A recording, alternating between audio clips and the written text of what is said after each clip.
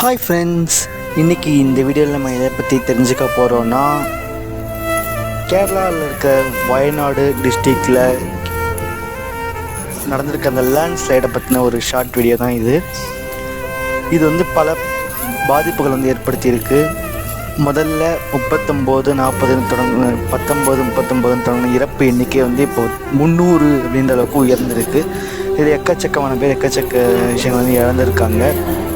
இதுக்கு வந்து இப்போ தமிழகத்திலேருந்து நிறைய உதவிகள் வந்து செய்யப்பட்டுருக்கு.